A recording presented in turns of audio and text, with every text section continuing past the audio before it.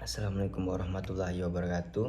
Di sini saya akan mereview sebuah video dari Dr. Indrawan Nugroho yang berjudul Waspada Jebakan TikTok Shop X Tokopedia. Tugas ini untuk memenuhi tugas dari mata kuliah Kapitalis Rekta yang diampu oleh dosen saya sendiri, yaitu Pak Bintoro. Video ini membahas kerjasama antara dua platform, yaitu TikTok Shop dan Tokopedia.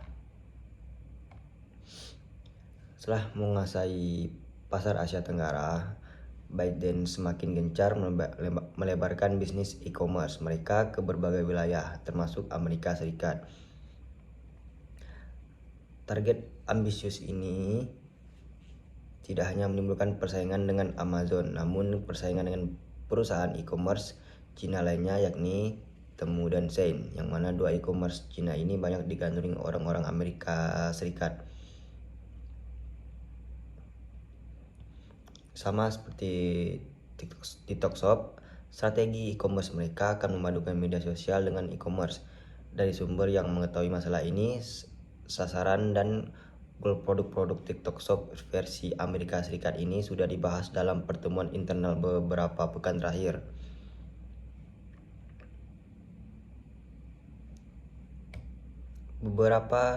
Berbeda dengan Temu dan Shein, TikTok akan mengandalkan jangkauan media sosial mereka dan daya tarik video viral untuk memikat pembeli. Sama halnya dengan strategi TikTok Shop di Indonesia dan berbagai negara lainnya. Selain itu, TikTok Shop juga menawarkan gratis pengiriman dan juga subsidi pada influencer yang menjual gadget, pakaian, dan makeup lewat video-video live streamingnya.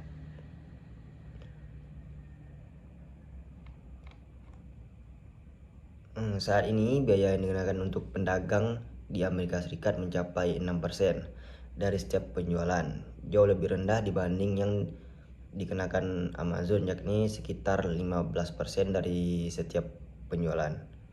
TikTok Shop sendiri jadi salah satu layanan milik ByteDance yang memiliki pertumbuhan paling cepat bagi perusahaan di tahun 2023 ini.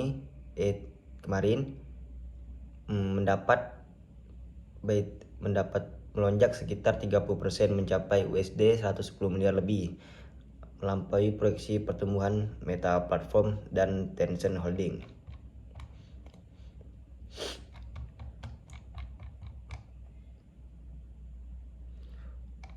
Pada tahun akhir 2021 lalu, dimanfaatkan para pemain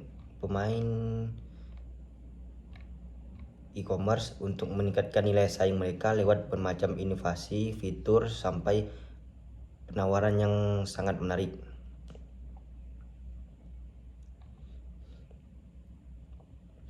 Melihat pertumbuhan signifikan serta antusiasme masyarakat terhadap belanja online, Ipsos, perusahaan riset pasar atau market research global yang ada di Indonesia, merilis hasil riset tersebut terkait persaingan dalam industri e-commerce selama akhir tahun 2021.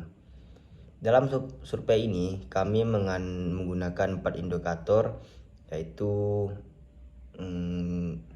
brand use most often, seberapa merek platform mana yang paling sering digunakan, top of mind, merek mana yang ada di urutan pertama, benak konsumen, penetrasi konsumen, seberapa banyak jumlah penggunaan dalam jumlah transaksi, dan nilai transaksi dalam 3 bulan terakhir.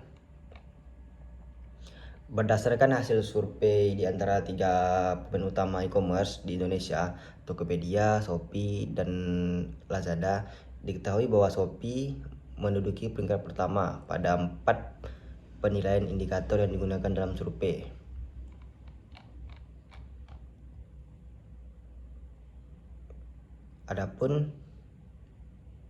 Adapun indikator yang digunakannya, yaitu yang pertama indikator merek, yang paling sering digunakan untuk brand use most often. Berdasarkan indikator BUMO ini, 54% responden memilih Shopee, disusul oleh Tokopedia 30% dan Lazada 13%. Yang kedua, indikator top of mind.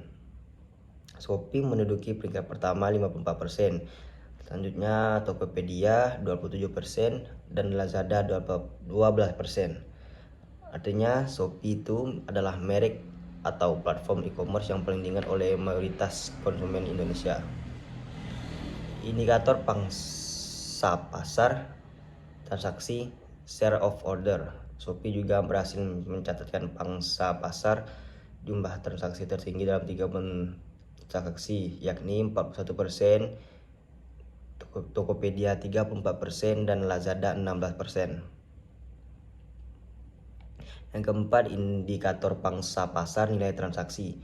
Shopee menduduki peringkat pertama yang mencatatkan pangsa pasar nilai transaksi terbesar, yaitu 40%, Tokopedia 30% dan Lazada 16%. Dari data tadi, ini merupakan hasil dari penelitian IPOS di Indonesia secara online yang melibatkan total 1.000 responden dari usia 18 sampai 35 tahun ke atas. Dan penelitian ini dilakukan tidak hanya di satu kota saja seperti Jakarta, tidak hanya dilakukan di kota tier 1 seperti Jakarta dan kota besar lainnya yang sering menjadi barometer, tetapi juga di kota-kota tier 2 dan tier 3 yang memiliki potensi untuk menjadi penopang pertumbuhan Indonesia di masa yang akan datang. Dalam survei tersebut, Ipsos juga menemukan kalau pengguna e-commerce mayoritasnya menggunakan ponsel ataupun tablet untuk mengakses aplikasi e-commerce, yaitu sebanyak 98%. Sementara yang mengakses melalui website lewat PC ataupun ponsel hanya sebagian 10% saja. Sekian review dari saya. Apabila ada kata yang kurang benar, mohon dimaafkan. Sekian, wassalamualaikum warahmatullahi wabarakatuh.